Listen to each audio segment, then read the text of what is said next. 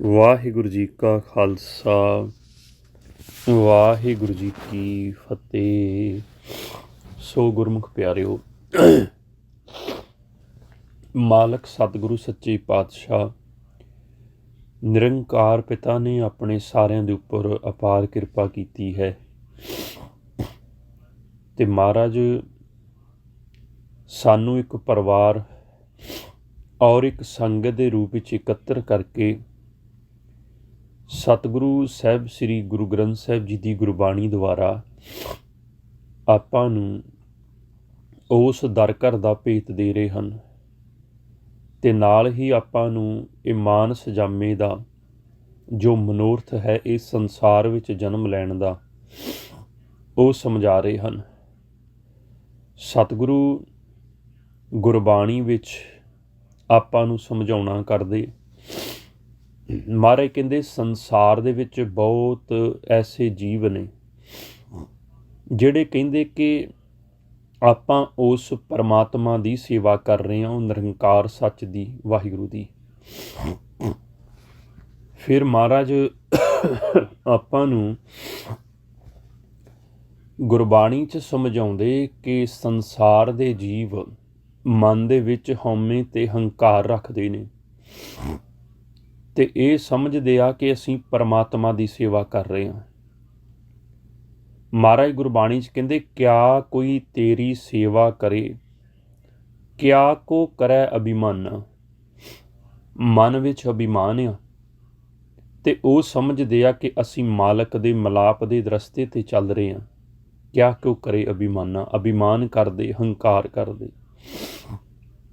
ਮਹਾਰਾਜ ਕਹਿੰਦੇ, ਜੇ ਉਹਨੇ ਆਪਣੀ ਜੋਤ ਵਿੱਚੋਂ ਖਿੱਚ ਲਈ, ਤੁਹਾਡੇ ਵਿੱਚੋਂ ਆਪਣੀ ਜੋਤ ਉਹਨੇ ਕੱਢ ਲਈ ਬਾਹਰ, ਕਿਉਂਕਿ ਆਪਾਂ ਕੌਣ ਆ? ਆਪਾਂ ਜੋਤ ਆ ਜੋ ਉਸ ਪਰਮਾਤਮਾ ਨਿਰੰਕਾਰ ਦੀ ਜੋਤ ਹੈ, ਸਾਰਿਆਂ ਵਿੱਚ ਸਮਾਈ ਹੋਈ। ਤੇ ਮਹਾਰਾਜ ਕਹਿੰਦੇ, ਜੇ ਉਹਨੇ ਆਪਣੀ ਜੋਤ ਹੀ ਵਿੱਚੋਂ ਕੱਢ ਲਈ, ਫਿਰ ਤੁਸੀਂ ਕੁਛ ਵੀ ਨਹੀਂ ਕਰ ਸਕਦੇ।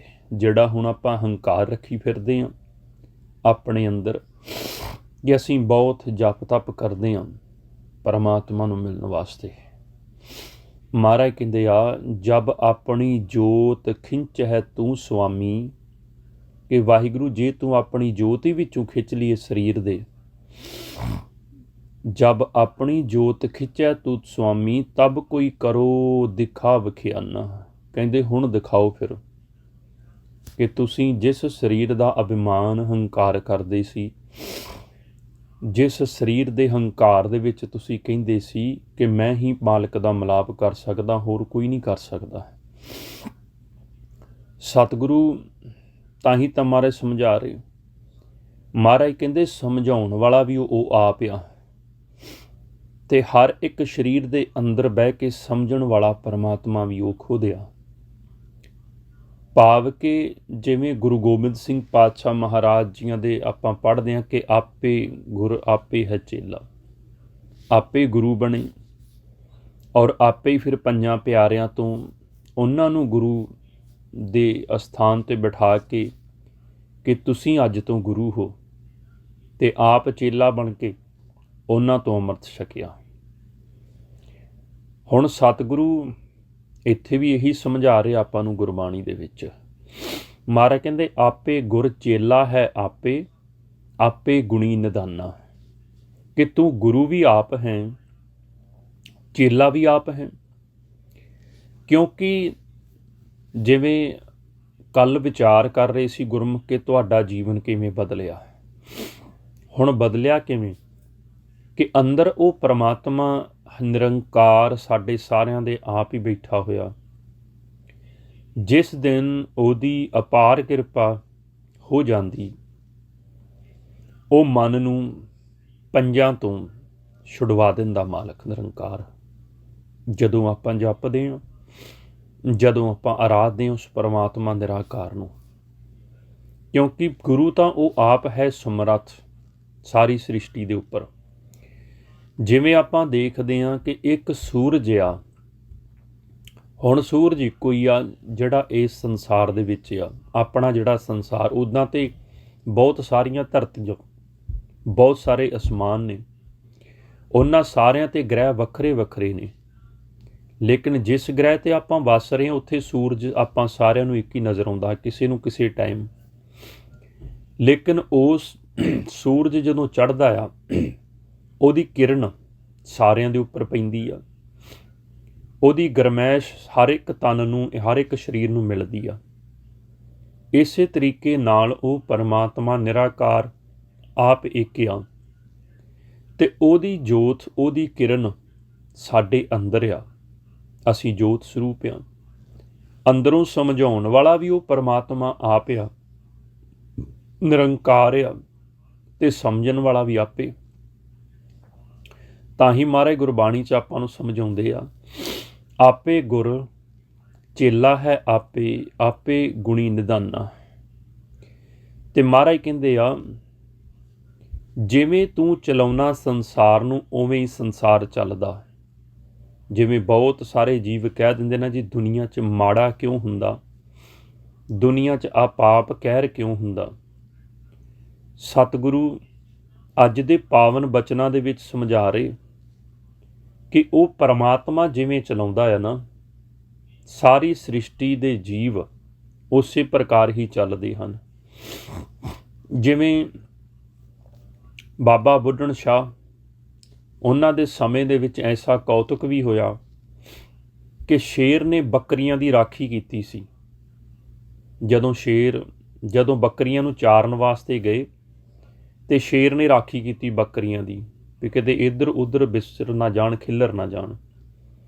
ਕਿਉਂਕਿ ਜੇ ਪਰਮਾਤਮਾ ਚਾਹੇ ਉਹ ਕੁਛ ਵੀ ਕਰ ਸਕਦਾ ਆਪਣੀ ਮਰਜ਼ੀ ਦੇ ਨਾਲ, ਜੀਵ ਨੂੰ ਸਮਝਾਉਣ ਵਾਸਤੇ, ਤਾਂ ਕਿ ਇਹਨੂੰ ਮੇਰਾ ਗਿਆਨ ਆ ਜਾਵੇ, ਮੇਰੇ 'ਤੇ ਯਕੀਨ ਆ ਜਾਵੇ ਕਿ ਪਰਮਾਤਮਾ ਵੀ ਕੋਈ ਹੈ, ਨਿਰੰਕਾਰ ਵੀ ਕੋਈ ਹੈ।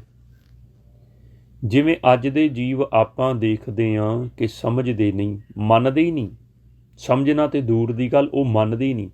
ਕਹਿੰਦੇ ਕੌਣ ਰੱਬ, ਕੌਣ ਪਰਮਾਤਮਾ, ਕੋਈ ਪਰਮਾਤਮਾ ਨਹੀਂ, ਕੋਈ ਰੱਬ ਨਹੀਂ ਆ।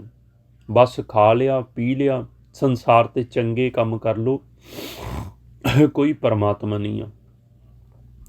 ਅਤੇ ਮਹਾਰਾਜ ਗੁਰਬਾਣੀ 'ਚ ਆਪਾਂ ਨੂੰ ਸਮਝਾ ਰਹੇ, ਕਹਿੰਦੇ ਜਿਹੜਾ ਉਸ ਪਰਮਾਤਮਾ ਨਿਰੰਕਾਰ ਨੂੰ ਭਾ ਜਾਂਦਾ ਆ, ਉਹ ਫਿਰ ਚੰਗੇ ਕਾਰਜ 'ਤੇ ਤੁਰਦਾ, ਕਿਉਂਕਿ ਸਾਰੀ ਸ੍ਰਿਸ਼ਟੀ ਨੂੰ ਆਪ ਚਲਾ ਰਿਹਾ।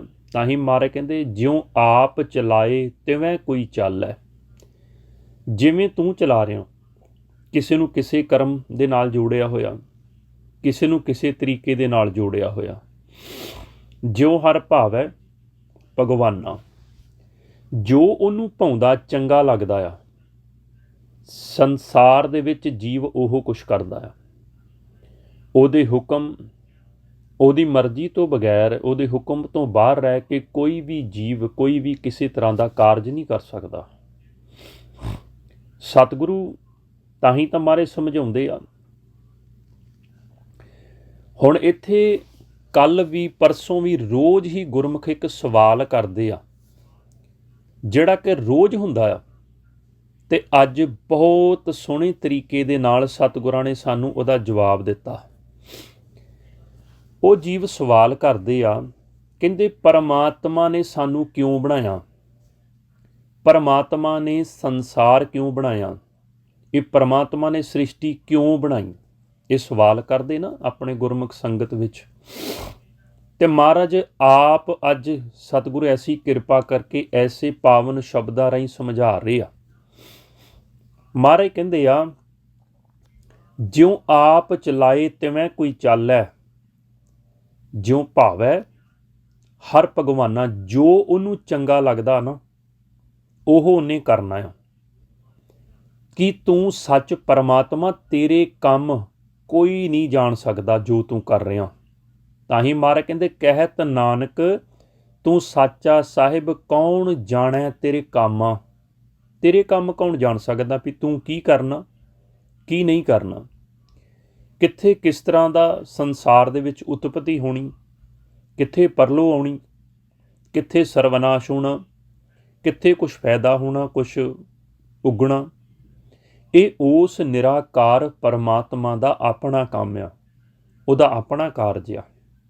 ਤਾਂ ਹੀ ਤੇ ਮਹਾਰਾਜ ਆਪਾਂ ਨੂੰ ਸਮਝਾਉਂਦੇ ਕਹਿੰਦੇ ਕੌਣ ਆਖੇ ਸਾਹਿਬ ਨੂੰ ਇੰਜ ਨਹੀਂ ਤੂੰ ਇੰਜ ਕਰ। ਉਹਨੂੰ ਕੋਈ ਕਹਿ ਸਕਦਾ ਭਈ ਨਹੀਂ ਇੰਜ ਨਹੀਂ ਤੁਹਾਨੂੰ ਕਰਨਾ ਚਾਹੀਦਾ, ਪਰਮਾਤਮਾ ਨੂੰ ਤੈਨੂੰ ਇੰਜ ਨਹੀਂ ਕਰਨਾ ਚਾਹੀਦਾ, ਤੂੰ ਮੇਰੇ ਤਰੀਕੇ ਦੇ ਨਾਲ ਕਰ।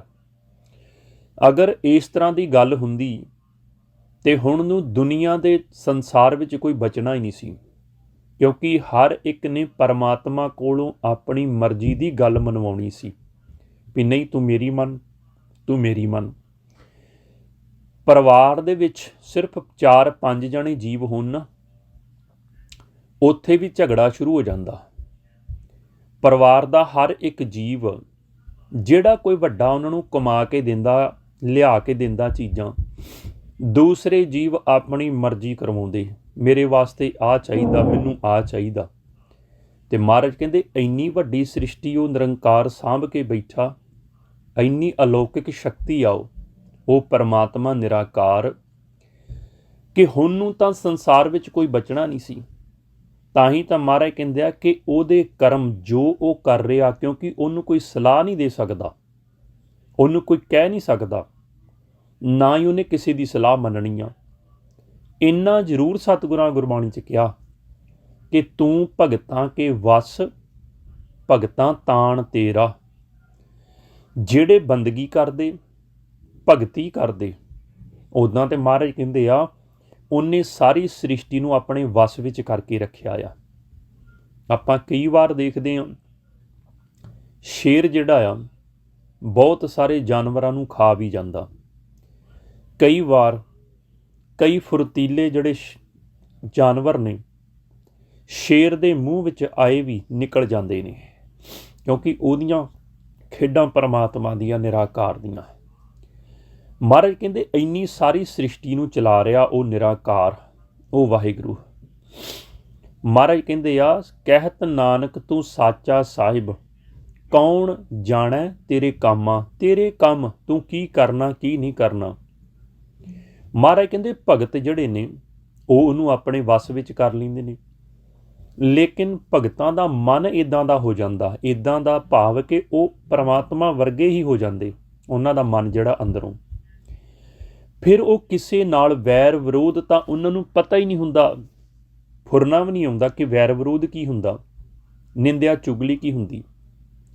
ਤਾਂ ਹੀ ਤਾਂ ਪਰਮਾਤਮਾ ਐਸੇ ਪਿਆਰ ਰੂਪੀ ਸੁਰਤਾਂ, ਐਸੇ ਪਿਆਰ ਰੂਪੀ ਮਨ ਦੇ ਅਧੀਨ ਉਹਨਾਂ ਦਾ ਗੁਲਾਮ ਬਣ ਜਾਂਦਾ ਪਰਮਾਤਮਾ। ਨਹੀਂ ਤਾਂ ਉਹਨੂੰ ਕੌਣ ਕਹਿ ਸਕਦਾ ਵੀ ਤੂੰ ਐਦਾਂ ਕਰ ਸੰਸਾਰ ਵਿੱਚ। ਤੇ ਮਹਾਰਾਜ ਆਪਾਂ ਨੂੰ ਗੁਰਬਾਣੀ ਵਿੱਚ ਤਾਂ ਹੀ ਸਮਝਾਉਂਦੇ ਆ।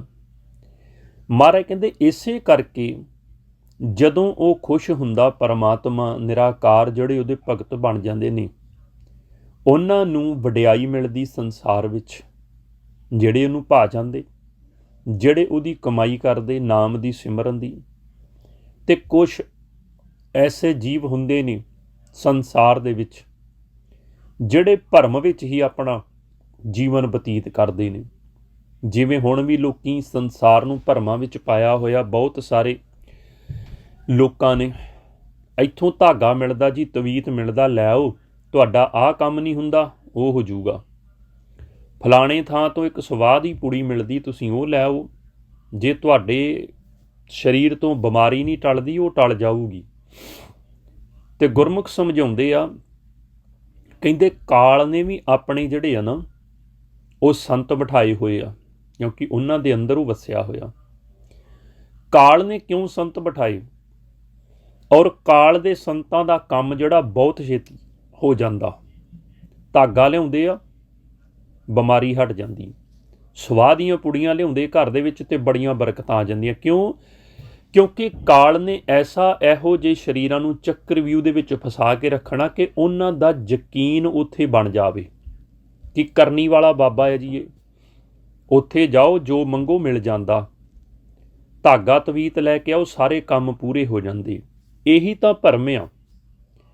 ਇਸੇ ਭਰਮ ਵਿੱਚੋਂ ਕੱਢਣ ਵਾਸਤੇ ਹੀ ਸਤਿਗੁਰੂ ਗੁਰਬਾਣੀ ਦੁਆਰਾ ਸਾਡੇ ਵਰਗੇ ਮੂਰਖ ਜੀਵਾਂ ਨੂੰ ਸਮਝਾ ਰਹੇ ਕਿ ਤੁਸੀਂ ਇਹੋ ਜਿਹੀ ਮਾਇਆ ਦੇ ਚੱਕਰਵਿਊਹ ਦੇ ਵਿੱਚੋਂ ਨਿਕਲੋ। ਇਹਨੂੰ ਮਾਇਆ ਕਹਿ ਦਿੱਤਾ। ਤੁਸੀਂ ਭਰਮ ਵਿੱਚ ਭੁੱਲ ਚੁੱਕੇ ਹੋ। ਇਹ ਸਭ ਮਾਇਆ ਆ ਜੋ ਤੁਹਾਨੂੰ ਆਪਣੇ ਉਸ ਚੱਕਰਵਿਊਹ ਦੇ ਵਿੱਚ ਫਸਾ ਰਹੀ ਆ।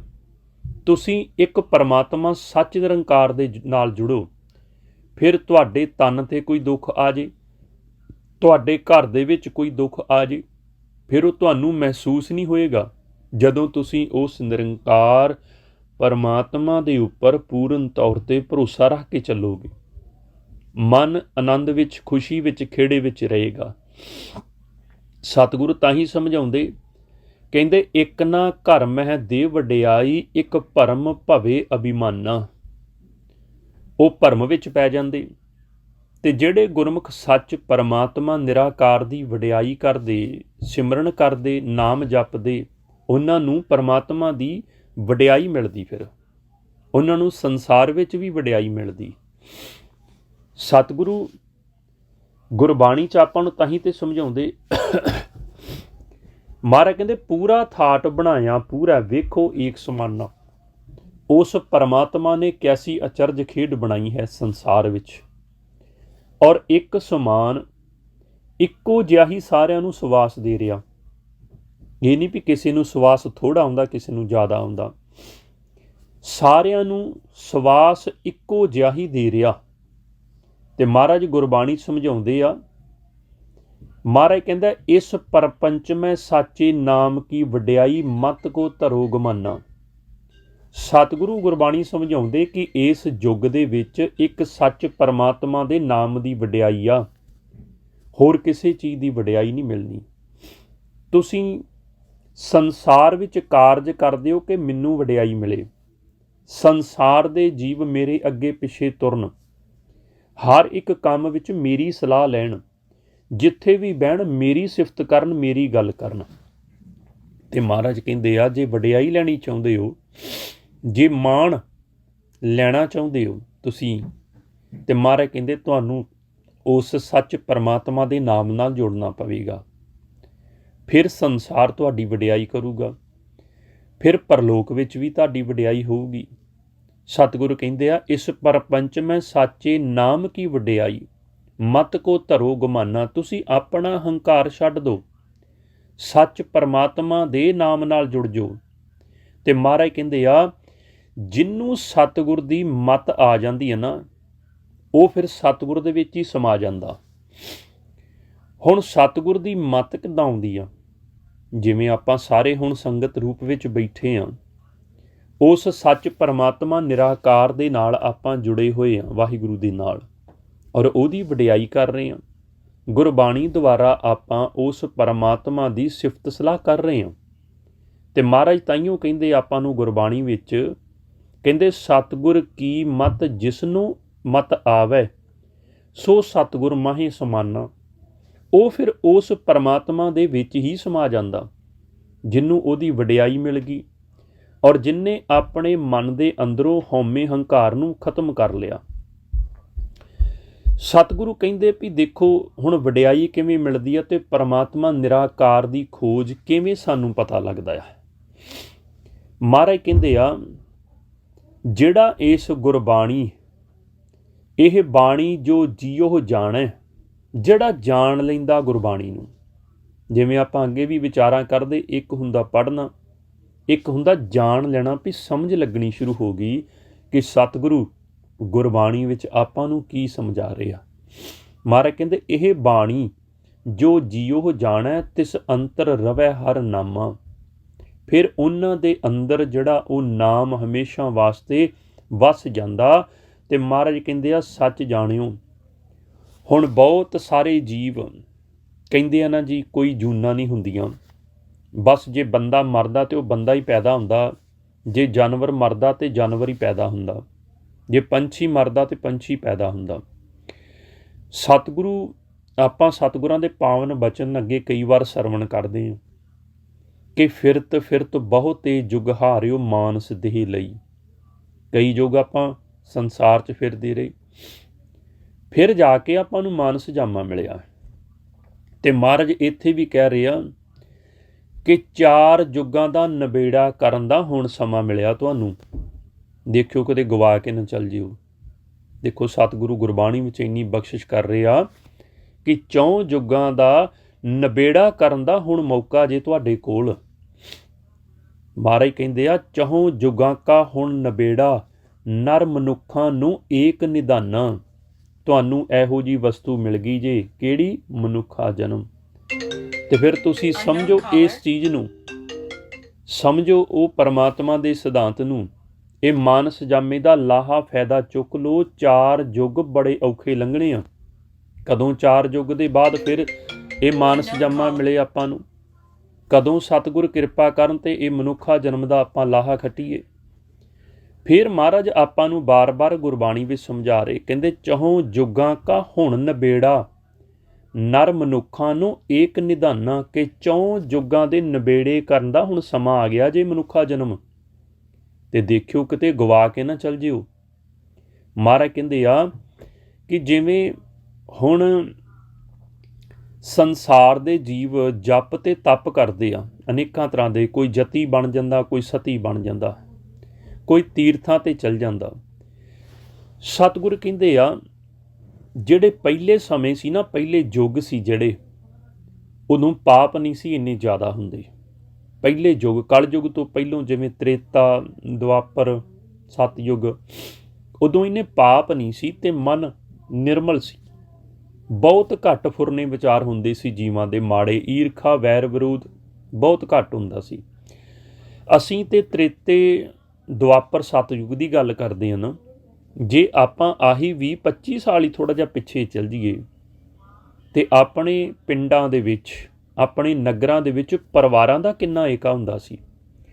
ਇੱਕ ਦੂਜੇ ਦੇ ਵਿਆਹ ਸ਼ਾਦੀ, ਇੱਕ ਦੂਜੇ ਦੇ ਘਰਾਂ ਦੇ ਵਿੱਚ ਦੁੱਖ ਸੁੱਖ ਦੇ ਆਪਾਂ ਕਿੰਨੇ ਭਾਈਵਾਲ ਸਾਂਝੇ ਹੁੰਦੇ ਸੀ। ਇੱਕ ਦੂਸਰੇ ਦੇ ਨਾਲ ਆਪਣਾ ਪਿਆਰ ਹੁੰਦਾ ਸੀ ਸਾਰਿਆਂ ਦਾ। ਉਹ ਪਿਆਰ ਹੌਲੀ ਹੌਲੀ ਜਿਵੇਂ ਇਹ ਯੁੱਗ ਕਾਲ ਦਾ ਵੱਧਦਾ ਗਿਆ, ਸਮਾਂ ਭਿਆਨਕ ਹੋ ਰਿਹਾ, ਅੱਗੇ ਹੋਰ ਵੀ ਜ਼ਿਆਦਾ ਮਾਰੇ ਕਹਿੰਦੇ ਆ। ਉਹਨਾਂ ਦੇਖੋ ਸਾਡੇ ਅੰਦਰ ਕੋਈ ਭੈਣ ਭਰਾਵਾਂ ਦਾ ਪਿਆਰ ਨਹੀਂ, ਕੋਈ ਚਾਚੇ ਤਾਇਆਂ ਦਾ, ਕੋਈ ਦੋਸਤਾਂ ਮਿੱਤਰਾਂ ਦਾ ਉਹ ਸੱਚਾ ਪਿਆਰ ਨਹੀਂ ਰਹਿ ਗਿਆ। ਤੇ ਮਹਾਰਾਜ ਕਹਿੰਦੇ ਆ ਉਹਨਾਂ ਸਮਿਆਂ ਦੇ ਵਿੱਚ ਲੋਕ ਤੀਰਥਾਂ ਤੇ ਜਾਂਦੇ ਸੀ ਤੇ ਸੱਚੇ ਮਨ ਨਾਲ ਜਾਂਦੇ ਸੀ। ਸੱਚੇ ਮਨ ਦੇ ਨਾਲ ਉੱਥੇ ਪਰਮਾਤਮਾ ਦੀ ਭਗਤੀ ਬੰਦਗੀ ਕਰਦੇ ਸੀ। ਉਹ ਉਹਨਾਂ ਯੁੱਗਾਂ ਦੀ ਗੱਲ ਆ। ਲੇਕਿਨ ਮਹਾਰਾਜ ਕਹਿੰਦੇ ਆ ਕਲ ਯੁੱਗ ਦੇ ਵਿੱਚ ਉਹ ਹਰੀ ਦਾ ਨਾਮ ਹੀ ਆ ਜਿਹੜਾ ਸਾਨੂੰ ਛੁਡਾ ਸਕਦਾ। ਇਸ ਯੁੱਗ ਦੇ ਵਿੱਚ ਤੀਰਥਾਂ ਤੇ ਜਾਣ ਨਾਲ ਤੇ ਦੁਗਣੀ ਮੈਲ ਚੜ੍ਹਦੀ ਆ। ਤਾਂ ਹੀ ਮਹਾਰਾਜ ਕਹਿੰਦੇ ਜਤ ਸੰਜਮ ਤੀਰਥ ਉਹਨਾਂ ਯੁੱਗਾਂ ਕਾ ਧਰਮ ਹੈ। ਉਹਨਾਂ ਯੁੱਗਾਂ ਦਾ, ਉਹ ਯੁੱਗਾਂ ਦਾ, ਪਹਿਲੇ ਯੁੱਗਾਂ ਦਾ ਜਤ ਸੰਜਮ ਤੀਰਥ ਉਹਨਾਂ ਯੁੱਗਾਂ ਕਾ ਧਰਮ ਹੈ। ਕਲ ਮਹਿ ਕੀਰਤ ਹਰ ਨਾਮਾ। ਕਲ ਦਾ ਭਾਵ ਕਲ ਯੁੱਗ ਵਿੱਚ। ਕਲ ਯੁੱਗ ਦੇ ਵਿੱਚ ਕੇਵਲ ਤੇ ਕੇਵਲ ਉਸ ਪਰਮਾਤਮਾ ਨਿਰੰਕਾਰ ਦੀ ਕੀਰਤੀ ਆ ਜਿਹੜੀ ਆਪਾਂ ਨੂੰ ਇਹ 84 ਲੱਖ ਤੋਂ ਮੁਕਤ ਕਰਾ ਸਕਦੀ ਆ। ਕਿਉਂਕਿ ਇਸ ਸਮੇਂ ਵਿੱਚ ਜੇ ਆਪਾਂ ਤੀਰਥਾਂ ਤੇ ਜਾਵਾਂਗੇ ਤੇ ਮਨ ਦੇ ਵਿੱਚ ਵੀ ਚੋਰ ਆ।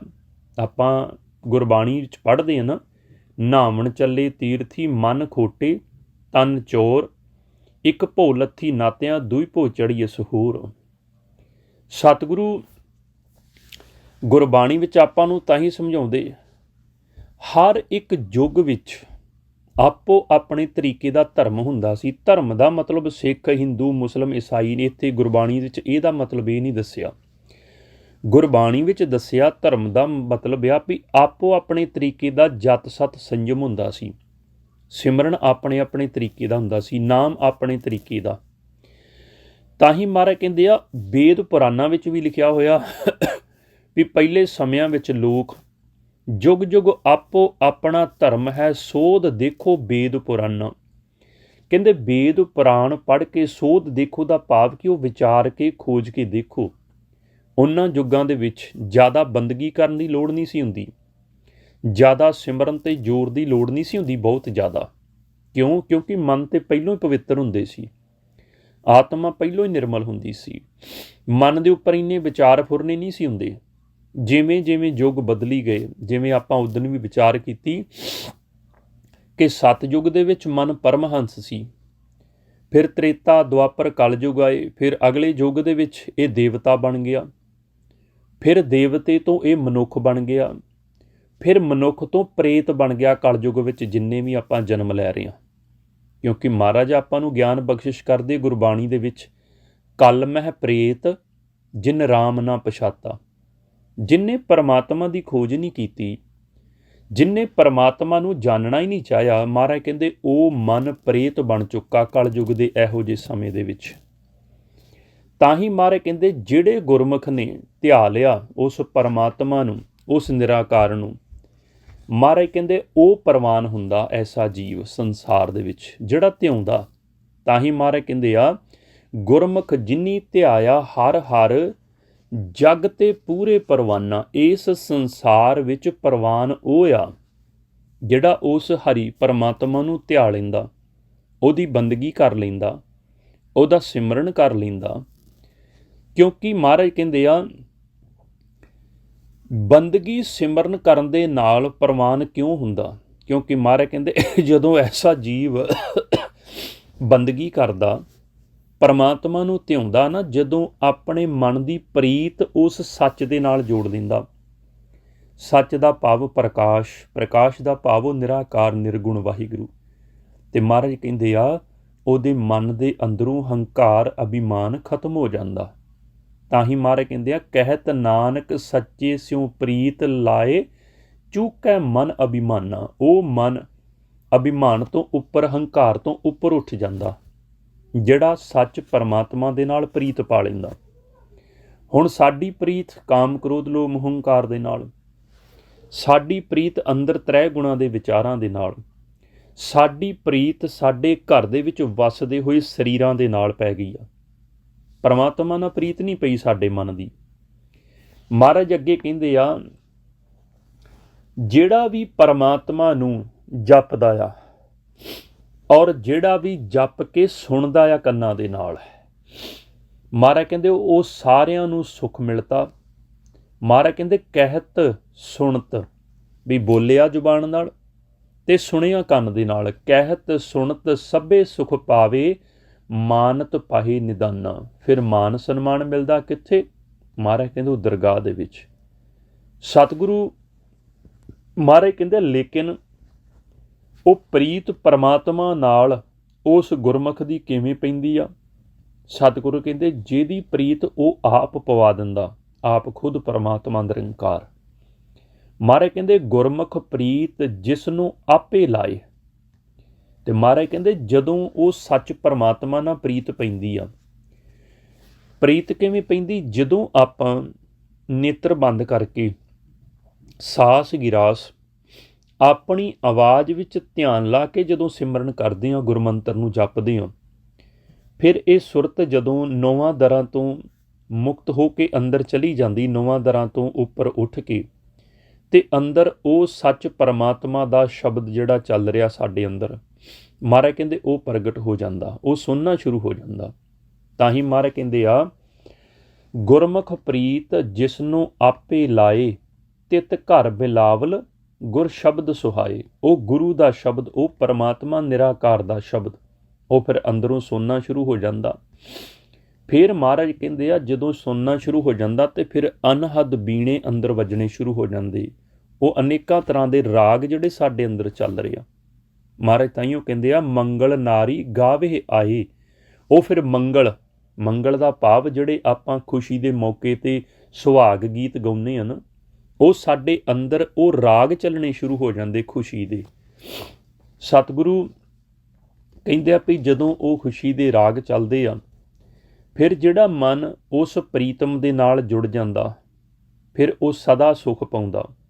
ਉਹਨੂੰ ਕੋਈ ਦੁੱਖ ਨਹੀਂ, ਬਿਮਾਰ ਹੋ ਗਿਆ, ਘਾਟਾ ਪੈ ਗਿਆ, ਕੋਈ ਵੀ ਦੁੱਖ ਜਾਂ ਸੁੱਖ ਆ ਗਿਆ, ਮਹਾਰਾਜ ਕਹਿੰਦੇ ਉਹ ਮਨ ਤੇ ਸੁੱਖ ਵਿੱਚ ਹੀ ਰਹਿੰਦਾ, ਆਨੰਦ ਲੈਂਦਾ। ਤਾਂ ਹੀ ਮਹਾਰਾਜ ਕਹਿੰਦੇ ਮਿਲ ਪ੍ਰੀਤਮ ਸਦਾ ਸੁਖ ਪਾਏ। ਹੁਣ ਆਪਾਂ ਸਾਰਿਆਂ ਨੇ ਆਪਣੇ ਅੰਦਰ ਝਾਤੀ ਮਾਰਨੀ ਕਿ ਜੇ ਸਤਿਗੁਰੂ ਸਾਨੂੰ 1430 ਅੰਗ ਵਿੱਚ ਜਿੱਦਣ ਦੇ ਆਪਾਂ ਸਾਰੇ ਰਲ ਮਿਲ ਕੇ ਵਿਚਾਰਾਂ ਕਰ ਰਹੇ ਹਾਂ ਕਿ ਪਰਮਾਤਮਾ ਅੰਦਰ ਬੈਠਾ, ਉਹਦਾ ਸ਼ਬਦ ਵੀ ਸਾਡੇ ਅੰਦਰ ਚੱਲ ਰਿਹਾ, ਵੱਜੀ ਜਾ ਰਿਹਾ ਦਿਨ ਤੇ ਰਾਤ। ਹੁਣ ਆਪਾਂ ਦੇਖੀਏ ਕਿ ਆਪਾਂ ਉਸ ਸ਼ਬਦ ਤੱਕ ਪਹੁੰਚ ਗਏ, ਆਪਾਂ ਉਸ ਪਰਮਾਤਮਾ ਦੇ ਨਾਮ ਨੂੰ ਸੁਣਨਾ ਸ਼ੁਰੂ ਕਰ ਦਿੱਤਾ। ਕੀ ਸਾਡੇ ਮਨ ਨੂੰ ਸੁੱਖ ਆਉਣਾ ਸ਼ੁਰੂ ਹੋ ਗਿਆ? ਜੇ ਨਹੀਂ ਆ ਤੇ ਜਿਵੇਂ ਬਹੁਤ ਸਾਰੇ ਗੁਰਮੁਖ ਕਹਿੰਦੇ ਜੀ ਆਪਾਂ ਸਿਮਰਨ ਤੇ ਕਰਦੇ ਹਾਂ, ਨਾਮ ਤੇ ਜਪਦੇ ਹਾਂ, ਪਰ ਘਰ ਦੇ ਵਿੱਚ ਕਲੇਸ਼ ਰਹਿੰਦਾ, ਝਗੜਾ ਰਹਿੰਦਾ। ਅਜੇ ਆਪਾਂ ਸਿਮਰਨ ਭਾਵੇਂ ਕਰ ਰਹੇ ਹਾਂ ਪਰ ਮਨ ਪਰਮਾਤਮਾ ਨਾਲ ਨਹੀਂ ਜੁੜਿਆ। ਮਨ ਅਜੇ ਵੀ ਬਾਹਰ ਮੁਖੀ ਹੋਇਆ ਫਿਰਦਾ ਸੰਸਾਰ ਦੇ ਵਿੱਚ। ਤੇ ਮਹਾਰਾਜ ਕਹਿੰਦੇ ਜਦੋਂ ਅੰਦਰ ਵਸ ਗਿਆ ਉਹ ਸ਼ਬਦ ਨਾਲ ਸਾਡੀ ਪ੍ਰੀਤ ਲੱਗ ਗਈ, ਸੁਰਤ ਜੁੜ ਗਈ, ਫਿਰ ਸੁੱਖ ਮਿਲੇਗਾ। ਮਿਲ ਪ੍ਰੀਤਮ ਸਦਾ ਸੁਖ ਪਾਏ। ਤੇ ਮਹਾਰਾਜ ਕਹਿੰਦੇ ਆ ਕਿ ਜਿਸ ਜੀਵ ਦੇ ਅੰਦਰ ਉਹ ਹਰੀ ਵਸ ਜਾਂਦਾ ਨਾ, ਜਿਹੜਾ ਜੀਵ ਸੁਣਦਾ ਆ ਉਹ ਪਰਮਾਤਮਾ ਨੂੰ, ਜਿਹਦੇ ਅੰਦਰ ਉਹ ਵਸ ਗਿਆ, ਤੇ ਸਤਿਗੁਰ ਇੱਥੇ ਗੁਰਬਾਣੀ 'ਚ ਕਹਿ ਰਹੇ ਮੈਂ ਉਹਨਾਂ ਤੋਂ ਬਲਿਹਾਰ ਜਾਂਦਾ, ਐਸੇ ਗੁਰਮੁਖਾਂ ਤੋਂ, ਐਸੇ ਜੀਵਾਂ ਤੋਂ, ਐਸੇ ਜਪਣ ਵਾਲਿਆਂ ਤੋਂ। ਮਹਾਰਾਜ ਕਹਿੰਦੇ ਹਉ ਤਿਨ ਬਲਿਹਾਰ ਹੈ ਜਿਨ ਹਰ ਮਨ ਵਸਾਏ। ਮਨ ਵਿੱਚ ਪਰਮਾਤਮਾ ਨੂੰ ਵਸਾਉਣਾ ਬੜਾ ਔਖਾ, ਮਨ ਵਿੱਚ ਸੰਸਾਰ ਨੂੰ ਵਸਾਉਣਾ ਬੜਾ ਸੌਖਾ, ਮਨ ਵਿੱਚ ਆਪਣੇ ਮਾਤਾ ਪਿਤਾ ਭੈਣ ਭਰਾ ਪਤਨੀ ਬੱਚੇ ਦੋਸਤਾਂ ਮਿੱਤਰਾਂ ਨੂੰ ਵਸਾਉਣਾ ਬਹੁਤ ਸੌਖਾ। ਮਨ ਵਿੱਚ ਸੰਸਾਰ ਦੀਆਂ ਚੀਜ਼ਾਂ ਨੂੰ ਵਸਾਉਣਾ ਬੜਾ ਸੌਖਾ, ਮਨ ਵਿੱਚ ਪਰਮਾਤਮਾ ਨੂੰ ਵਸਾਉਣਾ ਸਭ ਤੋਂ ਜ਼ਿਆਦਾ ਔਖਾ ਹੈ। ਕਿਉਂ ਔਖਾ? ਕਿਉਂਕਿ ਆਪਾਂ ਇਸ ਮਾਰਗ 'ਤੇ ਨਹੀਂ ਚੱਲਦੇ। ਜਦੋਂ ਆਪਾਂ ਇਸ ਮਾਰਗ 'ਤੇ ਚੱਲਣਾ ਸ਼ੁਰੂ ਕਰਾਂਗੇ ਤੇ ਜਿੱਥੇ ਸਾਡੀ ਪ੍ਰੀਤ ਇਹ ਝੂਠ ਦੇ ਨਾਲ ਪੈ ਚੁੱਕੀ ਸੰਸਾਰ ਦੇ ਨਾਲ, ਹੌਲੀ ਹੌਲੀ ਸੱਚ ਨਾਲ ਪੈਣੀ ਸ਼ੁਰੂ ਹੋ ਜੂਗੀ। ਉਹ ਹੁਣ ਆਪਾਂ ਦੇਖਣਾ ਕਿ ਸਾਨੂੰ ਸਤਿਗੁਰੂ ਕਿਰਪਾ ਕਰਕੇ ਗਿਆਨ ਤੇ ਬਖਸ਼ਿਸ਼ ਕਰ ਰਹੇ, ਸਾਨੂੰ ਸਮਝਾਤੇ ਰਹੇ ਕਿ ਸਾਡੀ ਪ੍ਰੀਤ ਝੂਠ ਨਾਲੋਂ ਟੁੱਟ ਕੇ ਸੱਚ ਨਾਲ ਪੈ ਰਹੀ ਆ ਕਿ ਨਹੀਂ ਪੈ ਰਹੀ। ਜੇ ਨਹੀਂ ਪੈ ਰਹੀ ਤੇ ਇਹਦਾ ਮਤਲਬ ਅਜੇ ਵੀ ਕੁਛ ਘਾਟ ਹੈ, ਇਹਦਾ ਮਤਲਬ ਅਜੇ ਅਸੀਂ ਵੀ ਪੂਰਨ ਰੂਪ ਵਿੱਚ ਬੰਦਗੀ ਨਹੀਂ ਕਰ ਰਹੇ। ਸਤਿਗੁਰੂ ਤਾਂ ਹੀ ਮਾਰੇ ਕਹਿੰਦੇ ਹਉ ਤਿਨ ਬਲਿਹਾਰ ਹੈ ਜਿਨ ਹਰ ਮਨ ਵਸਾਏ। ਮੈਂ ਬਲਿਹਾਰ ਜਾਂਦਾ ਐਸਿਆਂ ਜਪਣ ਵਾਲਿਆਂ ਤੋਂ ਜਿਨ੍ਹਾਂ ਨੇ ਪਰਮਾਤਮਾ ਨੂੰ ਆਪਣੇ ਅੰਦਰ ਵਸਾ ਲਿਆ, ਉਸ ਨਿਰਾਕਾਰ ਨੂੰ। ਤੇ ਮਹਾਰਾਜ ਕਹਿੰਦੇ ਆ ਹਰ ਜਿਨ ਕੋ ਮਿਲਿਆ ਸੁਖ ਪਾਈਐ, ਹਰ ਗੁਣ ਗਾਵੈ ਸਹਿਜ ਸੁਭਾਏ। ਹਰ ਜਨ ਕੋ ਮਿਲਿਆ। ਮਹਾਰਾਜ ਕਹਿੰਦੇ ਜਦੋਂ ਐਸੇ ਜਪਣ ਵਾਲਿਆਂ ਦੀ ਆਪਾਂ ਸੰਗਤ ਵਿੱਚ ਆਉਂਦੇ ਹਾਂ, ਜਿਹੜੇ ਉਹਨੂੰ ਜਪਦੇ ਨੇ, ਜਿਹੜੇ ਧਿਆਉਂਦੇ ਨੇ, ਸਾਡੇ ਮਨ ਨੂੰ ਸੁੱਖ ਮਿਲਦਾ। ਕਿਉਂ? ਕਿਉਂਕਿ ਉਹ ਐਸੀ ਪਰਮਾਤਮਾ ਦੀ ਗੱਲ ਸਾਡੇ ਨਾਲ ਕਰਦੇ ਨੇ, ਉਹਦੀ ਗੱਲ ਸੁਣਾਉਂਦੇ ਨੇ ਸਾਨੂੰ, ਕਿ ਸੁਣ ਸੁਣ ਕੇ ਸਾਡੇ ਮਨ ਨੂੰ ਸਕੂਨ ਆਉਂਦਾ, ਸੁੱਖ ਮਿਲਦਾ, ਸਾਡਾ ਮਨ ਆਨੰਦ ਦੇ ਖੇੜੇ ਵਿੱਚ ਆ ਜਾਂਦਾ। ਤਾਂ ਹੀ ਮਹਾਰਾਜ ਕਹਿੰਦੇ ਹਰ ਜਨ ਕੋ ਮਿਲਿਆ ਸੁਖ ਪਾਈਐ। ਸੁੱਖ ਮਿਲਦਾ ਨਾ ਹਰੀ ਦੇ ਜਨ ਨੂੰ ਮਿਲਿਆ ਜਦੋਂ ਉਹਦੀ ਸਿਫਤ ਸਲਾਹ ਸਾਨੂੰ ਸੁਣਾਉਂਦੇ। ਹਰ ਗੁਣ ਗਾਵੈ ਸਹਿਜ ਸੁਭਾਏ, ਕਿਉਂਕਿ ਸਹਿਜ ਸੁਭਾਅ ਹੀ ਉਹ ਹਰੀ ਦੇ ਗੁਣਾਂ ਨੂੰ ਗਾ ਕੇ ਬੋਲ ਕੇ ਸਾਨੂੰ ਦੱਸਦੇ ਨੇ ਗੁਰਬਾਣੀ ਦੁਆਰਾ। ਸਤਿਗੁਰੂ ਗੁਰਬਾਣੀ 'ਚ ਤਾਂ ਹੀ ਸਮਝਾਉਂਦੇ। ਮਹਾਰਾਜ ਕਹਿੰਦੇ ਉਹਨਾਂ ਦੇ ਮਨ ਦੇ ਅੰਦਰ ਐਸਾ ਚਾਅ ਪੈਦਾ ਹੋ ਜਾਂਦਾ, ਐਸਾ ਖੇੜਾ ਪੈਦਾ ਹੋ ਜਾਂਦਾ ਕਿ ਉਹ ਸਦਾ ਹੀ ਪਰਮਾਤਮਾ ਦੇ ਰੰਗ ਦੇ ਵਿੱਚ ਰੰਗੇ ਰਹਿੰਦੇ ਨੇ। ਤਾਂ ਹੀ ਮਹਾਰਾਜ ਆਪਾਂ ਨੂੰ ਗੁਰਬਾਣੀ ਵਿੱਚ ਗਿਆਨ ਬਖਸ਼ਿਸ਼ ਕਰਦੇ ਆ, ਸਦਾ ਰੰਗ ਰਾਤੇ ਤੇਰਾ ਚਾਏ। ਤੈਨੂੰ ਚਾਅ ਆਇਆ ਕਿ ਇਹ ਮੇਰੇ ਨਾਲ ਪ੍ਰੀਤ ਪਾ ਲੈਣ, ਤੇ ਮਹਾਰਾਜ ਕਹਿੰਦੇ ਤੂੰ ਫਿਰ ਉਹਨਾਂ ਦੀ ਪ੍ਰੀਤ ਪਵਾ ਦਿੱਤੀ ਸੱਚ ਨਿਰੰਕਾਰ ਪਰਮਾਤਮਾ ਦੇ ਨਾਲ।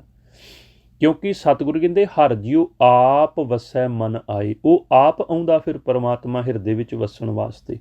ਉਹ ਨਿਰੰਕਾਰ ਫਿਰ ਪ੍ਰਗਟ ਹੋ ਕੇ ਹਿਰਦੇ ਵਿੱਚ ਆਪ ਆਉਂਦਾ ਵਾ। ਕਿਉਂ? ਜਿਵੇਂ ਆਪਾਂ ਸਤਿਗੁਰਾਂ ਦੀ ਬਾਣੀ ਦਾ ਬਚਨ ਪੜ੍ਹਦੇ ਹਟੇ ਆ ਨਾ, ਕਿ ਤੂੰ ਭਗਤਾਂ ਕੇ ਵਸ ਭਗਤਾਂ ਤਾਣ ਤੇਰਾ। ਪਰਮਾਤਮਾ ਨੂੰ ਸੰਸਾਰ ਦਾ ਕੋਈ ਵੀ ਜੀਵ ਆਪਣੇ ਵਸ ਵਿੱਚ ਨਹੀਂ ਕਰ ਸਕਦਾ। ਮਿਲਾਪ ਕਰ ਲੂ ਉਹਦਾ, ਉਹਨੂੰ ਦੇਖ ਲੂ, ਉਹਨੂੰ ਸੁਣ ਲੂਗਾ, ਲੇਕਿਨ ਕੌਣ ਵਸ 'ਚ ਕਰੂਗਾ? ਜਿਹੜਾ ਭਗਤੀ ਕਰਦਾ, ਜਿਹਨੂੰ ਭਗਤ ਕਹਿ ਦਿੰਦੇ ਆਪਾਂ। ਜਦੋਂ ਆਪਾਂ ਭਗਤੀ ਕਰਦੇ ਹਾਂ, ਜਿਵੇਂ ਆਪਾਂ ਦੇਖਦੇ ਹਾਂ ਕਿ ਜਿਵੇਂ ਜਿਵੇਂ ਲੋਹਾ ਤੇ ਚੁੰਬਕ ਲਾਗੇ ਹੁੰਦੇ ਜਾਂਦੇ ਨੇ, ਉਹਨਾਂ ਦੀ ਖਿੱਚ ਜਿਹੜੀ ਆ ਉਹ ਵੱਧਦੀ ਜਾਂਦੀ ਹੈ। ਇਸੇ ਤਰੀਕੇ ਨਾਲ ਜਿਵੇਂ ਜਿਵੇਂ ਸਾਡੀ ਰਸਨਾ ਜਪੀ ਜਾਂਦੀ, ਸਾਡੀ ਸੁਰਤ ਇਕਾਗਰ ਹੋਈ ਜਾਂਦੀ, ਸਾਡੇ ਅੰਦਰੋਂ ਫੁਰਨੇ ਵਿਚਾਰ ਖਤਮ ਹੋਣੇ ਸ਼ੁਰੂ ਹੋ ਜਾਂਦੇ, ਉਸੇ ਤਰੀਕੇ ਨਾਲ ਉਹ ਪਰਮਾਤਮਾ ਵੀ ਮਨ ਦੇ ਨੇੜੇ ਆਈ ਜਾਂਦਾ, ਹੌਲੀ ਹੌਲੀ ਅੱਗੇ ਲਾਗੇ ਆਈ ਜਾਂਦਾ ਮਨ ਦੇ। ਉਹ ਸ਼ਬਦ ਜਿਹੜਾ ਹੈ ਨਿਰੰਕਾਰ ਜਿਹੜਾ ਹੈ, ਕਿਉਂਕਿ ਪ੍ਰੀਤ ਪੈ ਜਾਂਦੀ ਨਾ ਆਪਸ ਵਿੱਚ ਇਹਨਾਂ ਦੋਵਾਂ ਦੀ।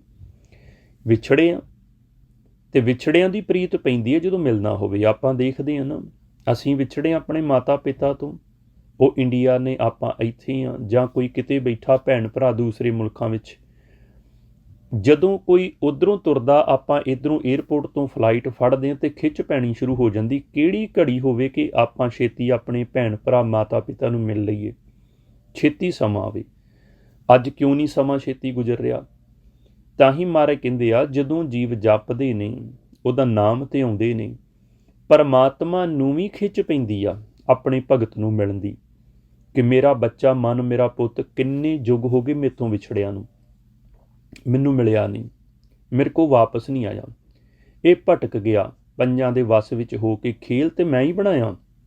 ਸਮਝਾਇਆ ਵੀ ਇਹਨੂੰ ਇਸੀ ਤਰੀਕਾ ਕਿ ਪੁੱਤ ਇਸ ਤਰੀਕੇ ਨਾਲ ਤੂੰ ਇਹਨਾਂ ਤੋਂ ਛੁਟਕਾਰਾ ਕਰਕੇ ਇਸ ਘਰ ਦੇ ਵਿੱਚ ਆ ਸਕਦਾ, ਤੂੰ ਪਰਮਾਤਮਾ ਮੇਰਾ ਮਿਲਾਪ ਕਰ ਸਕਦਾ ਬੱਚੇ। ਪਰ ਮਨ ਜਿਹੜਾ ਭੁੱਲ ਗਿਆ ਪਰਮਾਤਮਾ ਨੂੰ, ਆਪਣਾ ਘਰ ਭੁੱਲ ਗਿਆ, ਆਪਣੇ ਮਾਤਾ ਪਿਤਾ ਨੂੰ ਹੀ ਭੁੱਲ ਗਿਆ ਬੱਚਾ। ਦੇਖੋ ਕਿੰਨਾ ਕਿਰਤਕਣ ਬਣ ਗਿਆ।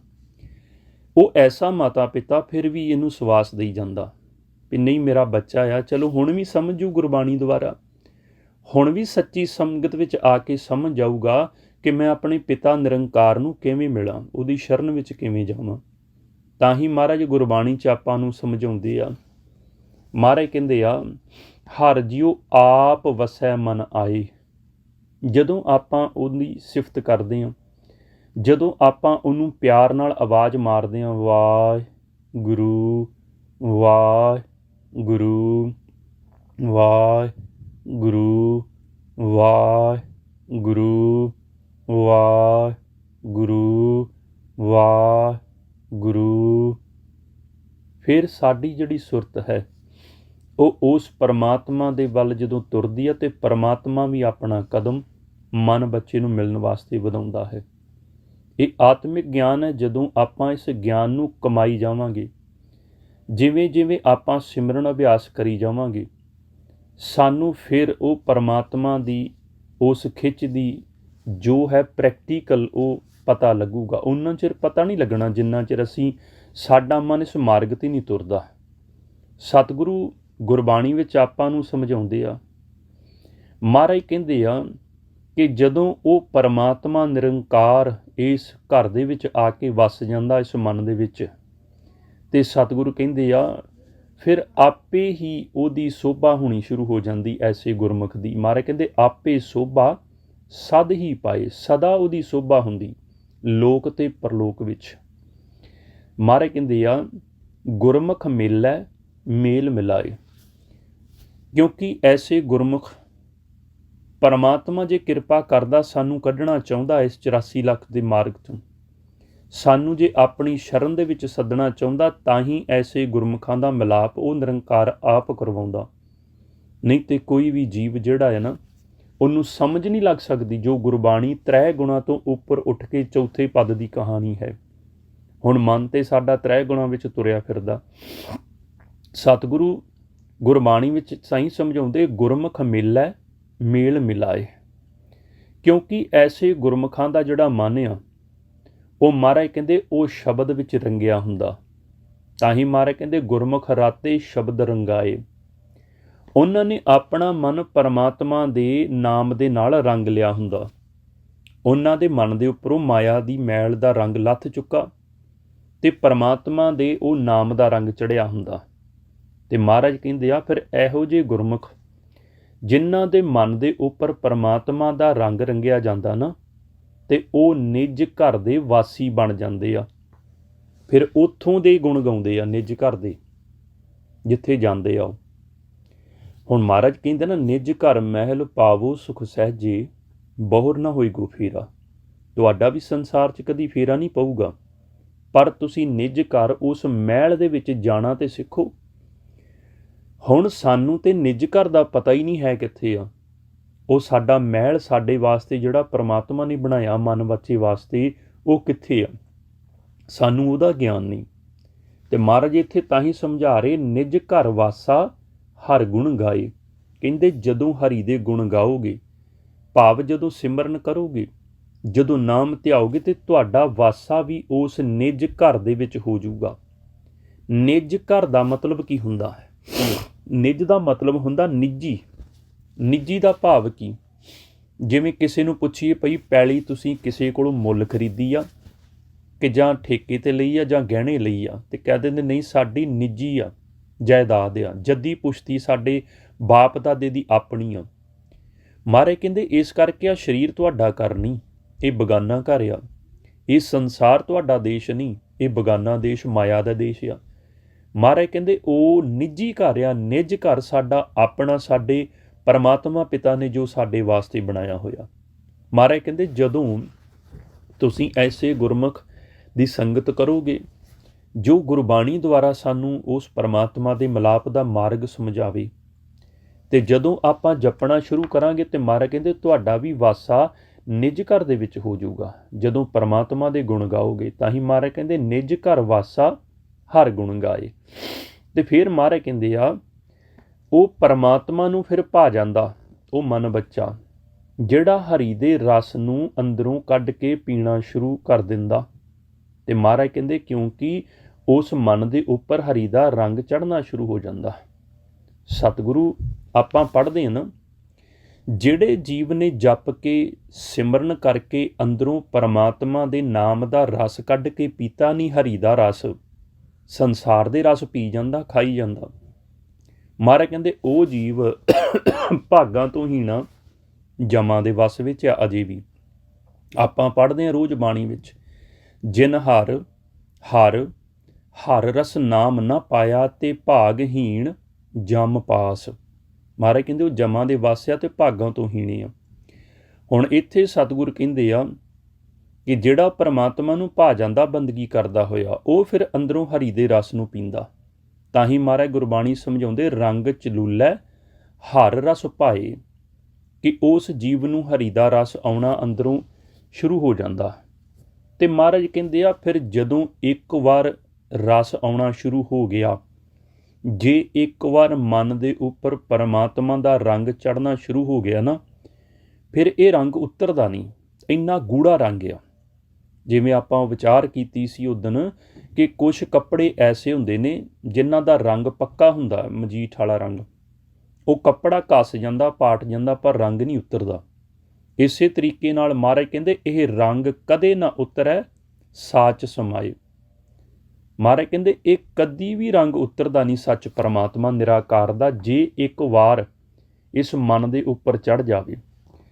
ਜਦੋਂ ਅੰਦਰ ਨਾਮ ਦਾ ਰੰਗ ਚੜ੍ਹਨਾ ਸ਼ੁਰੂ ਹੋ ਜਾਂਦਾ ਤੇ ਮਹਾਰਾਜ ਕਹਿੰਦੇ ਆ ਫਿਰ ਸਾਡੇ ਅੰਦਰ ਜੋ ਅਗਿਆਨਤਾ ਦਾ ਹਨੇਰਾ, ਹੁਣ ਗਿਆਨ ਤੇ ਅਗਿਆਨ, ਗਿਆਨਤਾ ਦਾ ਚਾਨਣ, ਗਿਆਨ ਦਾ ਚਾਨਣ ਤੇ ਅਗਿਆਨਤਾ ਦਾ ਹਨੇਰਾ ਕਿਵੇਂ? ਭਾਵ ਕਿ ਜਿੱਥੇ ਮਨ ਹੁਣ ਅੰਦਰ ਹਨੇਰੇ ਵਿੱਚ ਪ੍ਰਵੇਸ਼ ਕਰਦਾ, ਉਹਨਾਂ ਪੰਜਾਂ ਦਾ ਸਾਥ ਲੈਂਦਾ, ਤ੍ਰੈ ਗੁਣਾਂ ਦੇ ਸਾਗਰ ਵਿੱਚ ਡੁੱਬ ਜਾਂਦਾ। ਮਹਾਰਾਜ ਕਹਿੰਦੇ ਉੱਥੇ ਜਦੋਂ ਆਪਾਂ ਜਪਣਾ ਸ਼ੁਰੂ ਹੋ ਜਾਂਦੇ ਤੇ ਸਾਡੇ ਅੰਦਰ ਚਾਨਣ ਪ੍ਰਕਾਸ਼ ਹੋ ਜਾਂਦਾ ਗਿਆਨ ਦਾ, ਉਹ ਸ਼ਬਦ ਦਾ, ਜੋ ਸ਼ਬਦ ਸਾਡੇ ਅੰਦਰ ਚੱਲ ਰਿਹਾ। ਤਾਂ ਹੀ ਮਹਾਰਾਜ ਕਹਿੰਦੇ ਅੰਤਰ ਸ਼ਬਦ ਮਿਟਿਆ ਅਗਿਆਨ ਅੰਧੇਰਾ। ਜਦੋਂ ਸ਼ਬਦ ਅੰਦਰ ਵਸ ਗਿਆ, ਚੱਲਣਾ ਸ਼ੁਰੂ ਹੋ ਗਿਆ, ਤੇ ਮਹਾਰਾਜ ਕਹਿੰਦੇ ਤੁਹਾਡੇ ਅੰਦਰੋਂ ਅਗਿਆਨਤਾ ਦਾ ਹਨੇਰਾ ਸਦਾ ਵਾਸਤੇ ਉਹ ਮਿਟ ਜਾਊਗਾ। ਤੇ ਮਹਾਰਾਜ ਕਹਿੰਦੇ ਕਿਵੇਂ? ਮਹਾਰਾਜ ਕਹਿੰਦੇ ਜਦੋਂ ਉਹ ਸਤਿਗੁਰੂ ਪਰਮਾਤਮਾ ਗਿਆਨ ਬਖਸ਼ਿਸ਼ ਕਰੂਗਾ, ਉਹ ਪ੍ਰੀਤਮ ਦਾ ਮਿਲਾਪ ਕਰਵਾ ਦੂਗਾ। ਉਹ ਪ੍ਰੀਤਮ ਅੰਦਰੋਂ ਉਹ ਸਤਿਗੁਰੂ ਪ੍ਰਗਟ ਹੋ ਜੂ। ਤਾਂ ਹੀ ਮਹਾਰਾਜ ਕਹਿੰਦੇ ਸਤਿਗੁਰ ਗਿਆਨ ਮਿਲਿਆ ਪ੍ਰੀਤਮ ਮੇਰਾ। ਤੇ ਸਤਿਗੁਰ ਕਹਿੰਦੇ ਜਿਹੜੇ ਜੀਵ ਸੱਚ ਪਰਮਾਤਮਾ ਦੇ ਨਾਮ ਵਿੱਚ ਰੰਗੇ ਜਾਂਦੇ ਆ ਨਾ, ਜਪਦੇ ਜਪਦੇ ਸਿਮਰਨ ਕਰਦੇ ਕਰਦੇ, ਉਹਨਾਂ ਦਾ ਸੰਸਾਰ 'ਚ ਦੁਬਾਰਾ ਫੇਰਾ ਨਹੀਂ ਪੈਂਦਾ। ਕਿਉਂ? ਕਿਉਂਕਿ ਪਰਮਾਤਮਾ ਉਹਨਾਂ ਨੂੰ ਆਪਣੇ ਕੋਲ ਸੱਦ ਲੈਂਦਾ, ਬੁਲਾ ਲੈਂਦਾ, ਸਦਾ ਵਾਸਤੇ ਉਹ ਉਹਦੇ ਵਿੱਚ ਸਮਾ ਜਾਂਦੇ ਨੇ।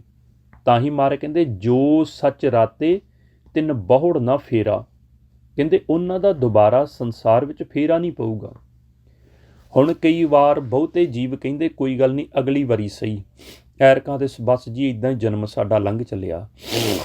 ਤੇ ਜੇ ਅਸੀਂ ਮਨੁੱਖ ਜਨਮ ਵਿੱਚ ਕਿੰਨੇ ਦੁਖੀ ਹਾਂ, ਕਿੰਨੀਆਂ ਟੈਨਸ਼ਨਾਂ, ਕਿੰਨੀਆਂ ਚਿੰਤਾ, ਕਿੰਨੇ ਫਿਕਰ ਕੰਮਾਂ ਕਾਰਾਂ ਦੇ, ਹੋਰ ਪਰਿਵਾਰਾਂ ਦੇ ਚੁੱਕੀ ਫਿਰਦੇ ਹਾਂ, ਤੇ ਅਗਲੀ ਵਾਰ ਫਿਰ ਤੇ ਇਹੋ ਹੀ ਦੁੱਖ ਮਿਲਣੇ ਆ। ਇਹ ਤਾਂ ਨਹੀਂ ਕਿ ਅਗਲੀ ਵਾਰ ਆਉਂਦਿਆਂ ਬੰਦਗੀ ਕਰ ਲਾਂਗੇ। ਕਿਉਂਕਿ ਜੇ ਇਸ ਜਨਮ ਵਿੱਚ ਕੁਛ ਕੀਤਾ ਆ, ਗੁਰਬਾਣੀ ਪੜ੍ਹੀ ਆ, ਗੁਰਬਾਣੀ ਕਮਾਈ ਆ, ਸਿਮਰਨ ਕੀਤਾ, ਜੇ ਸੱਚ ਵਿੱਚ ਨਹੀਂ ਸਮਾਏ, ਜੇ ਸਤਿਗੁਰ ਨੇ ਕਿਰਪਾ ਕੀਤੀ ਦੁਬਾਰਾ ਮਨੁੱਖਾ ਜਨਮ ਦੀ, ਫਿਰ ਹੀ ਆ ਕਿਤੇ ਇਹ ਮਨ ਜਿਹੜਾ ਜਪਣਾ ਸ਼ੁਰੂ ਕਰ ਦੂਗਾ ਕਰਮਾਂ ਭਾਗਾਂ ਨਾਲ।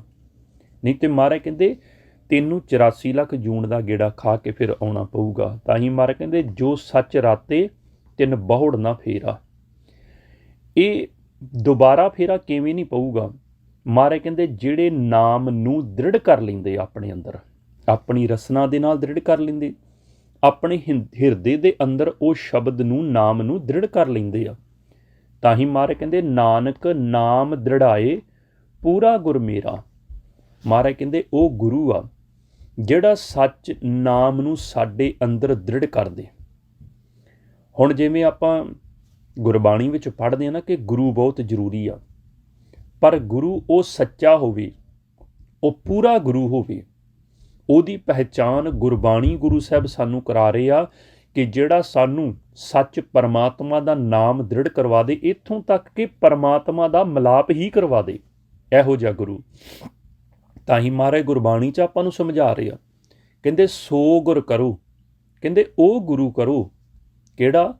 ਸੋ ਗੁਰ ਕਰੋ ਜੋ ਸੱਚ ਦ੍ਰਿੜਾਏ, ਅਕਥ ਕਥਾਏ ਸ਼ਬਦ ਮਿਲਾਏ। ਜਿਹੜਾ ਤੁਹਾਡਾ ਅੰਦਰ ਅਨਹਦ ਤੋਂ ਟੁੱਟੀ ਆ ਸਾਡੀ ਉਹ ਗੰਢ ਦੇਵੇ, ਉਸ ਸ਼ਬਦ ਦਾ ਮਿਲਾਪ ਕਰਵਾ ਦੇਵੇ। ਮਹਾਰਾਜ ਕਹਿੰਦੇ ਇਹੋ ਜਿਹੇ ਗੁਰੂ ਕੋਲ ਆਪਾਂ ਜਾਣਾ, ਕੱਚੇ ਗੁਰੂ ਕੋਲ ਨਹੀਂ। ਕਿਉਂ? ਕਿਉਂਕਿ ਸਤਿਗੁਰ ਕਹਿੰਦੇ ਕਾਚੇ ਗੁਰ ਤੇ ਮੁਕਤ ਨਾ ਹੁਆ। ਕੱਚੇ ਗੁਰੂ ਨੇ ਸੰਸਾਰ ਨਾਲ ਜੋੜਨਾ, ਦੁਨੀਆ ਦੇ ਨਾਲ ਜੋੜਨਾ, ਕਿਉਂਕਿ ਕੱਚਾ ਗੁਰੂ ਆਪ ਵੀ ਮੁਕਤ ਨਹੀਂ, ਆਪ ਵੀ 84 ਲੱਖ ਦੇ ਵਿੱਚ ਹੀ ਆ, ਭਾਵੇਂ ਉਹ ਜਿੱਦਾਂ ਦਾ ਮਰਜ਼ੀ ਗੁਰੂ ਬਣ ਕੇ ਬਹਿ ਗਿਆ ਹੋਵੇ ਸੰਸਾਰ ਵਿੱਚ। ਤੇ ਮਹਾਰਾਜ ਕਹਿੰਦੇ ਤੁਹਾਨੂੰ ਵੀ ਉਹ ਜਿਹੜਾ ਹੈ ਸੱਚ ਪਰਮਾਤਮਾ ਦਾ ਮਿਲਾਪ ਨਹੀਂ ਕਰਵਾ ਸਕਦਾ, ਕਿਉਂਕਿ ਉਹਨੂੰ ਆਪ ਨੂੰ ਪਤਾ ਹੀ ਨਹੀਂ ਸੱਚ ਪਰਮਾਤਮਾ ਦੇ ਬਾਰੇ। ਸਤਿਗੁਰੂ ਗੁਰਬਾਣੀ ਵਿੱਚ ਤਾਂ ਹੀ ਮਹਾਰਾਜ ਕਹਿੰਦੇ ਆ, ਸਤਿਗੁਰੂ ਕਹਿੰਦੇ ਆ ਸੱਚ ਹੈ ਗੁਰ ਤੇ ਸੋਭਾ ਪਾਈ। ਮਹਾਰਾਜ ਕਹਿੰਦੇ ਆ ਕਿ ਉਹ ਸੱਚ ਪਰਮਾਤਮਾ ਤੋਂ ਹੀ ਸੋਭਾ ਮਿਲਦੀ ਆ। ਪੂਰੇ ਗੁਰ ਤੇ ਵਡਿਆਈ ਪਾਈ, ਕਿਉਂਕਿ ਪੂਰੇ ਗੁਰੂ ਤੋਂ ਹੀ ਸਾਨੂੰ ਵਡਿਆਈ ਮਿਲਦੀ ਆ ਜਦੋਂ ਆਪਾਂ ਨਾਮ ਜਪਦੇ ਹਾਂ। ਹੁਣ ਇੱਥੇ ਸਤਿਗੁਰੂ ਆਪਾਂ ਨੂੰ ਸਮਝਾਉਂਦੇ ਆ। ਹੁਣ ਕਈ ਗੁਰਮੁਖ ਕਹਿੰਦੇ ਜੀ ਸਿਮਰਨ ਕਰਦੇ ਆ। ਦੇਖੋ ਕਈਆਂ ਨੇ ਕਿਹਾ ਫੋਨ ਕਰਕੇ ਵੀ, ਕਹਿੰਦੇ ਜੀ ਸਿਮਰਨ ਕੀਤਾ, ਨਾਮ ਕੀਤਾ, ਅਚਾਨਕ ਜਪਿਆ ਜਦੋਂ ਤੇ ਅਚਾਨਕ ਇੱਦਾਂ ਦੀ ਆਵਾਜ਼ ਆਈ। ਤੇ ਮਹਾਰਾਜ ਕਹਿੰਦੇ ਉਹਨੇ ਆਉਣ ਤੋਂ ਪਹਿਲੋਂ ਸਾਨੂੰ ਦੱਸਣਾ ਨਹੀਂ, ਅਚਿੰਤ ਹੀ, ਭਾਵ ਕਿ ਕਿਹੜੇ ਵੇਲੇ ਸਾਡੇ ਅੰਦਰ ਵਸ ਜਾਣਾ ਇਹ ਪਤਾ ਨਹੀਂ ਲੱਗਣਾ, ਕਿਹੜੇ ਵੇਲੇ ਸਾਡੇ ਅੰਦਰੋਂ ਉਹ ਨਾਮ ਸੁਣਨਾ ਸ਼ੁਰੂ ਹੋ ਜਾਣਾ। ਤਾਂ ਹੀ ਮਹਾਰਾਜ ਕਹਿੰਦੇ ਅਚਿੰਤ ਨਾਮ ਵਸਿਆ ਮਨ ਆਈ। ਕਹਿੰਦੇ ਅਚਿੰਤ ਭਾਵ ਕਿ ਤੁਹਾਨੂੰ ਚੇਤਾ ਵੀ ਨਹੀਂ ਹੋਣਾ ਵੀ ਕਿਹੜੇ ਵੇਲੇ ਆਪਾਂ ਨੂੰ ਸ਼ਬਦ ਸੁਣਾਈ ਦੇ ਰਿਹਾ। ਜਿਵੇਂ ਕਈ ਗੁਰਮੁਖ ਕਹਿੰਦੇ ਸਿਮਰਨ ਕਰਦੇ ਸੀ, ਇੱਦਾਂ ਦੀ ਆਵਾਜ਼ ਕੋਈ ਸੁਣੀ, ਕੋਈ ਕਹਿੰਦਾ ਵੀ ਕਿਸੇ ਤਰੀਕੇ ਦੀ ਆਵਾਜ਼ ਸੁਣੀ। ਉਹੀ ਤਾਂ ਮਹਾਰਾਜ ਸਮਝਾ ਰਹੇ ਅਚਿੰਤ, ਕਹਿੰਦੇ ਚੇਤਾ ਵੀ ਨਹੀਂ ਹੋਣਾ। ਤੁਸੀਂ ਆਪਣੀ ਸੁਰਤ ਸ਼ਬਦ ਨਾਲ ਜੋੜ ਕੇ ਰੱਖੋ, ਧਿਆਈ ਜਾਓ, ਪਰਮਾਤਮਾ ਦਾ ਸਿਮਰਨ ਕਰੀ ਜਾਓ, ਉਹਨੇ ਕਿਹੜੇ ਵੇਲੇ ਅੰਦਰ ਆ ਕੇ ਵਸ ਜਾਣਾ ਸਾਨੂੰ ਪਤਾ ਨਹੀਂ ਲੱਗਣਾ। ਅਚਿੰਤ ਨਾਮ ਵਸਿਆ ਮਨ ਆਈ। ਤੇ ਮਹਾਰਾਜ ਕਹਿੰਦੇ ਆ ਕਿ ਜਿਹੜੀ ਇਹ ਮਾਇਆ ਅੰਦਰ ਵਿਚਾਰ ਸਾਡੇ ਫੁਰਨੇ ਹਉਮੈ ਦੀ ਮਾਇਆ ਚੱਲ ਰਹੀ ਆ, ਵਿਚਾਰ ਚੱਲ ਰਹੇ ਨੇ, ਮਹਾਰਾਜ ਕਹਿੰਦੇ ਉਹ ਜਿਹੜਾ ਤੁਹਾਡੇ ਅੰਦਰ ਸ਼ਬਦ ਚੱਲ ਰਿਹਾ ਨਾ, ਜਦੋਂ ਅਚਿੰਤ ਆ ਕੇ ਇੱਕਦਮ ਤੇ ਆ ਕੇ ਤੁਹਾਡੇ ਅੰਦਰ ਪ੍ਰਗਟ ਹੋ ਜਾਣਾ, ਤੁਹਾਨੂੰ ਸੁਣਨਾ ਸ਼ੁਰੂ ਹੋ ਜਾਣਾ, ਉਹਦੇ ਦੁਆਰਾ ਉਹ ਵਿਚਾਰਾਂ ਦੀ ਮਾਇਆ ਸੜ ਜਾਣੀ ਆ, ਉਹ ਜਲ ਜਾਣੀ ਆ। ਤਾਂ ਹੀ ਮਹਾਰਾਜ ਕਹਿੰਦੇ ਹਉਮੈ ਮਾਇਆ ਸ਼ਬਦ ਜਲਾਈ, ਉਸ ਸ਼ਬਦ ਨੇ ਉਹਨੂੰ ਸਾੜ ਦੇਣਾ।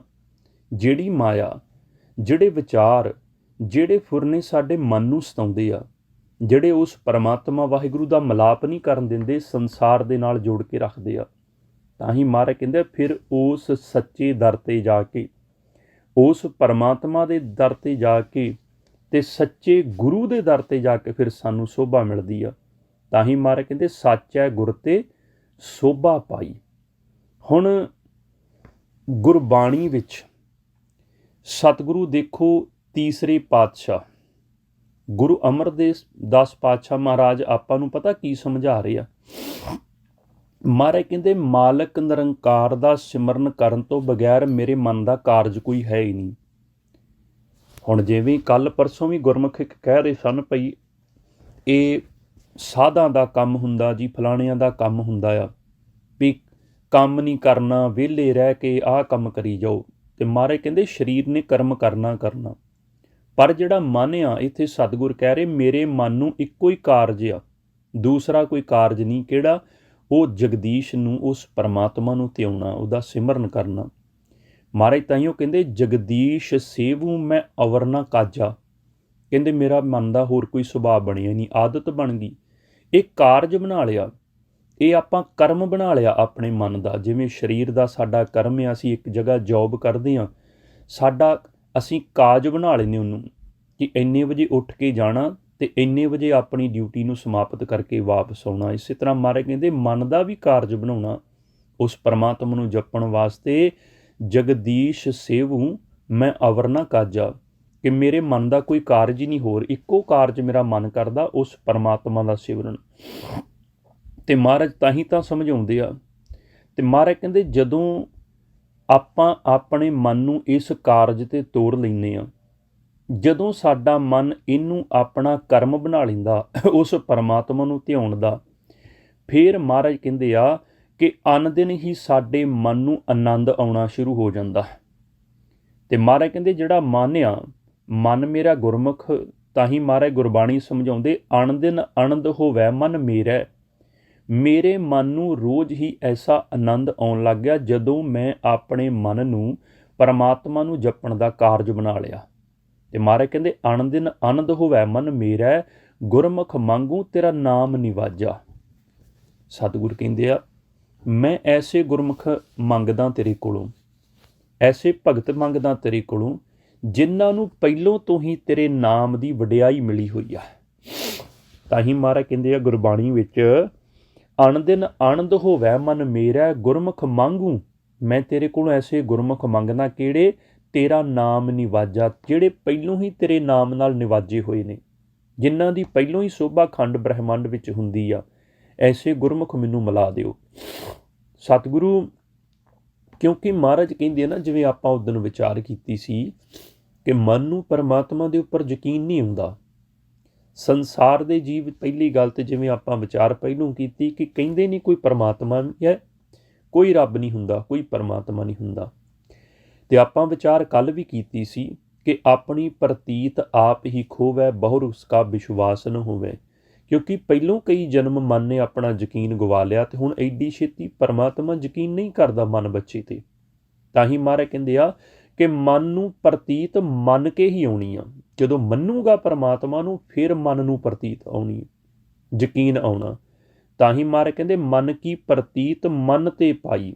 ਜਦੋਂ ਮੰਨ ਲਿਆ ਕਿ ਪਰਮਾਤਮਾ ਹੈ, ਮੇਰਾ ਕੰਮ ਆ ਸਿਰਫ ਜਪਣਾ।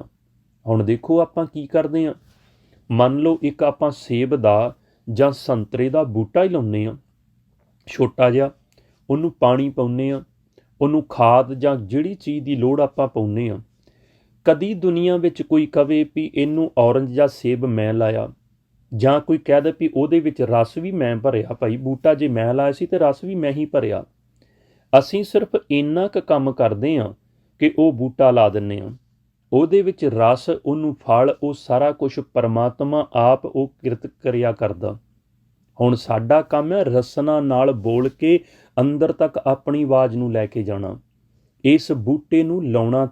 ਆਪਾਂ ਇੱਕ ਵਾਰੀ ਜ਼ਮੀਨ ਦੇ ਵਿੱਚ, ਜਿਹਨੂੰ ਮਹਾਰਾਜ ਕਹਿੰਦੇ ਧਰਤ ਕਾਇਆ ਸਾਧ ਕੇ ਵਿੱਚ ਦੇਹ ਕਰਤਾ ਬੀਓ, ਇਹਦੇ ਵਿੱਚ ਬੀਜ ਤਾਂ ਲਾਓ ਤੁਸੀਂ ਤੇ ਅਜੇ ਤੱਕ ਮਹਾਰਾਜ ਕਹਿੰਦੇ ਆ ਬੀਜ ਹੀ ਨਹੀਂ ਬੋਇਆ। ਅਤੇ ਜੇ ਬੀਜ ਤੁਸੀਂ ਲਾਇਆ ਹੀ ਨਹੀਂ, ਇਹਨੂੰ ਫਲ ਕਿੱਥੋਂ ਲੱਗ ਜੂਗਾ?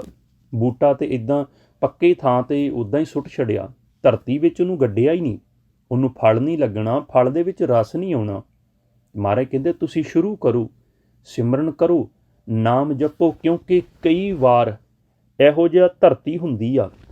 ਹੁਣ ਧਰਤੀ ਆਪਾਂ ਦੇਖਦੇ ਹਾਂ ਨਾ, ਕਈ ਜ਼ਮੀਨ ਇੱਦਾਂ ਦੀ ਹੁੰਦੀ ਜਿੱਥੇ ਬਹੁਤ ਛੇਤੀ ਬੂਟਾ ਵੱਡਾ ਹੋ ਜਾਂਦਾ, ਜਲਦੀ ਉਹਨੂੰ ਫਲ ਲੱਗਣਾ ਸ਼ੁਰੂ ਹੋ ਜਾਂਦਾ, ਜਲਦੀ ਰਸ ਭਰਨਾ ਸ਼ੁਰੂ ਹੋ ਜਾਂਦਾ। ਕਈ ਵਾਰ ਜ਼ਮੀਨ ਇੱਦਾਂ ਦੀ ਹੁੰਦੀ ਵੀ ਸਮਾਂ ਲੱਗਦਾ। ਆਪਾਂ ਕਹਿੰਦੇ ਨਾ ਵੀ ਤੁਹਾਡੇ ਨਾਲ ਹੀ ਭਾਈ ਆਪਾਂ ਬੂਟਾ ਲਿਆਂਦਾ ਸੀ, ਜਿੱਥੋਂ ਤੁਸੀਂ ਲਿਆਂਦਾ, ਤੁਹਾਡੇ ਤੇ 1-2 ਸਾਲ ਬਾਅਦ ਹੀ ਬੂਟੇ ਨੂੰ ਫਲ ਲੱਗਣਾ ਸ਼ੁਰੂ ਹੋ ਗਿਆ ਅਤੇ ਸਾਡੇ ਤੇ ਬੜਾ ਸਮਾਂ ਹੋ ਗਿਆ।